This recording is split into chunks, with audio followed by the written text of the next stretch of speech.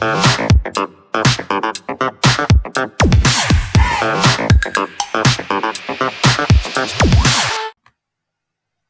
everyone, this is Mortgage Mario. Don't forget to hit that like and subscribe button if you want to see some more of this educational content. And please take note, this is just all for educational demonstration purposes. But basically, I want to show you what are discount points, and in a nutshell, discount points are closing costs you can pay a lender to buy down an interest rate. And so basically, a discount point is 1% of the loan amount. So let's just say the loan amount's 400,000. If it's 1%, it's 4,000. If it's a half discount point, that would be 2,000, since it would be a half percent of the loan amount. And take note that lenders use discount points and basis points interchangeably. So basically, 100 basis points equals one discount point. So it's kind of on like a bit of like a metric system. So it's 100 basis points, still 1%. That would be 4,000 on a $400,000 loan amount. So good rule of thumb is that depending on again, your situation, FICO score, loan product, even the amount of money you make, and market rates at the time, that all can affect basically a rate sheet that you're looking at here, that a loan officer will be looking at to basically just go over different interest rates and things like that. But basically, good just general rule of thumb is to buy down an interest rate. I would say about 1/4% would be usually around 60 to 100 basis points. So again, divide down a quarter, maybe it's about 1 point. Again, divide down a half percent, it can be up to 2 points. Not always the case though. So if you look at a 6% interest rate and a 5.5% interest rate, you take that 1.5 and subtract that by the 0.229. Without splitting hairs, you're about 1.3 points to buy that down.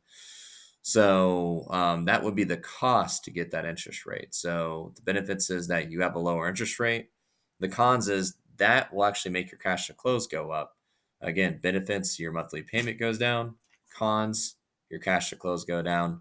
Depending on when you might move or refinance, you may not want to buy down the rate. If you think the longer you're going to live in a property, and the less likely you are to refinance, look as a sliding scale, the more you want to buy it down. Again, the shorter you're going to live in a property, or you may be heading towards a refinance market, the less likely you might actually want to spend money to buy down an interest rate, because you won't be able to recuperate those points with the monthly savings. So let's put this into something a little bit easier to digest. And I put together, again, for demonstration purposes, this isn't real.